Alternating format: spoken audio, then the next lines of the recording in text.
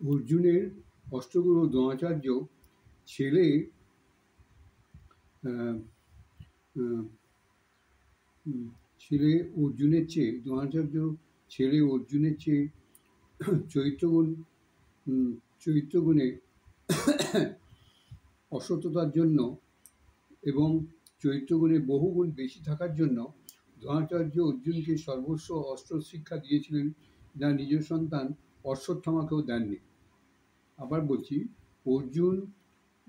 অর্জুনের অস্ত্রগুরু দ্রোণাচার্য ছেলে অশ্বত্থামা অর্জুনের চরিত্রগুণ অশ্বত্থামার চেয়ে বহুগুণ বেশি থাকায় দ্রোণাচার্য অর্জুনকে সর্বস্ব অস্ত্র শিক্ষা দিয়েছিলেন, যা নিজ সন্তান অশ্বত্থামাকেও দেননি। আবারও ব্যাস সন্তান একালব্য মনে মনে সাক্ষাতে নয়, মনে মনে দ্রোণাচার্যকে অস্ত্রগুরু স্বীকার করে অর্জুনের চেয়ে বেশি অস্ত্রজ্ঞান অর্জন করায়। দ্রোণাচার্য গুরুদক্ষিণা হিসেবে একালব্যের বৃদ্ধাঙ্গিষ্ঠ চেয়ে একালব্যের সমস্ত অস্ত্র শিক্ষা বিফল করে দিলেন। আচ্ছা, এর কারণ জানতে গেলে আমাকে ফোন করে জিজ্ঞেস করলে আমি বলে দিতে পারবো, তাহলে কারণটা বিরাট বড় হয়ে যাবে। আচ্ছা, কেন জানতে আমার কাছে আমাকে ফোন করলে আমি তার উত্তর দিতে পারবো। অর্জুন শ্রেষ্ঠ অস্ত্রজ্ঞানী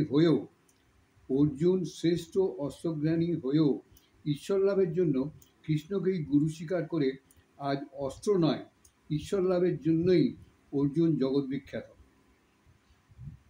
অর্জুনের মুখেতেই এই ভাগবত গীতা আমরা সারা জগতের মানুষ শুনতে পাই। তাই যার ঈশ্বর লাভ বা পূর্ণ ব্রহ্মজ্ঞান হয়নি, তিনি ছাড়া কেহই সদ্গুরু হতে পারেন না।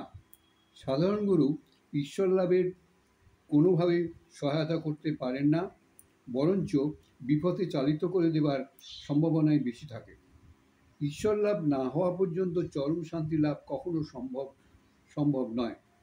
তবে সংসারে থেকেও ঈশ্বর লাভ সম্ভব। নিত্যানন্দের চৈতন্যদেবের শিষ্য নিত্যানন্দ, রাখাল মহারাজ এই শ্রীরামকৃষ্ণের শিষ্য রাখাল মহারাজ, শ্রীরামকৃষ্ণের শিষ্য নবগোপাল ঘোষ এবং শ্রীম বিজয় কৃষ্ণ এবং এরা সকলেই সংসারী ছিলেন। এরা যে ঈশ্বর লাভ করেছেন তার প্রকৃষ্ট প্রমাণ তাদের জীবনের মধ্যে পাই। এছাড়াও মিলারেপার গুরু মারপা, শ্রীচৈতন্যের গৃহশিষ্য পুণ্ডরিক এবং বিঠ্ঠল পন্থ, পান্ধারপুরের পান্ধারীনাথের ভক্ত বিঠ্ঠল পন্থ চোখামেলা এবং পান্ধারীনাথের পরম শিষ্য চোখামেলা অতি নিচু জাত, কিন্তু ঈশ্বর দর্শন করেছেন। জয়দেব, পদ্মাবতী এরা সকলেই ঈশ্বর দর্শন করেছেন। তাই সংসার থেকেও ঈশ্বর লাভ সম্ভব, কিন্তু সদ্গুরুর আশ্রয় ছাড়া ঈশ্বর লাভ কখনোই সম্ভব নয়।